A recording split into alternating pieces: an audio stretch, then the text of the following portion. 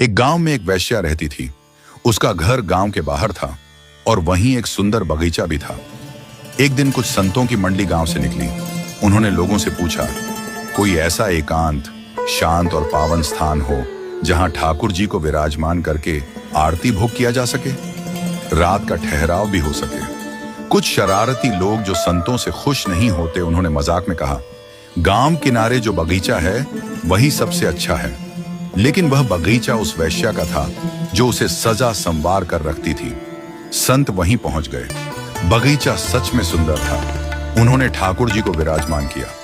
आरती, कीर्तन, जयकार शुरू हो गया। संतों के दर्शन और कीर्तन से प्रभावित होकर वैश्या दूर से प्रणाम कर रही थी। उसके मन में पछतावा था। उसने एक थाल सजाया जिसमें अपने जीवन भर की कमाई रख दी। सोने की मुद्राएं, आभूषण, अंगूठियां, धनराशि। वो थाल संतों के आगे रखकर बोली, संतजन, मैं तो भोग बना नहीं सकती, लेकिन ये सोने की मुद्राओं को भेजकर आप ठाकुर जी के लिए सुंदर भोग बनाइए।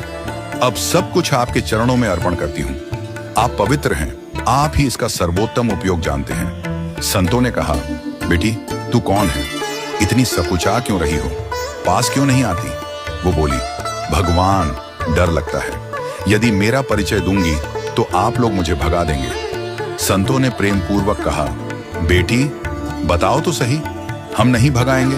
वैश्या बोली, महाराज मैं एक वैश्या हूं और पूरी जिंदगी अपना शरीर बेचा है। संत बोले, पहली बार किसी ने पाप का धन भगवान के चरणों में चढ़ाया है। तू धन्य है। हम नहीं खाएंगे इस धन को, पर इसका उपयोग ठाकुर जी की सेवा में अवश्य होगा। संतों ने उसे उपाय बताया, इस धन से रंगनाथ जी के लिए एक स्वर्ण मुकुट बनवाओ और अपने हाथों से ठाकुर जी को पहनाओ, तुम्हारा परम कल्याण होगा।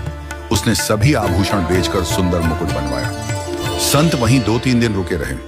जब रंगनाथ जी के मंदिर में मुकुट चढ़ाने की बात आई तो वहां के पुजारियों ने रोका। एक वैश्या और ठाकुर जी को अपने हाथ से मुकुट पहनाए, यह असंभव है। संतों ने कहा, यदि भगवान स्वयं गर्दन झुका दें तब तो आप मानेंगे? पुजारी हंस दिए, बोले, मूर्ति गर्दन कैसे झुकाएगी? संत बोले, यदि वह मुकुट लेकर आए और ठाकुर जी ऐसे झुक जाएं तो आप मानोगे? पुजारी ने सहमति दी। अब वैश्या आई।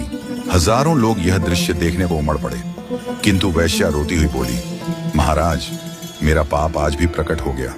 मैं मासिक धर्म से युक्त हूं। संत ने कहा, बेटी चिंता मत कर, मेरा आदेश है, भगवान की कृपा से तू शुद्ध है।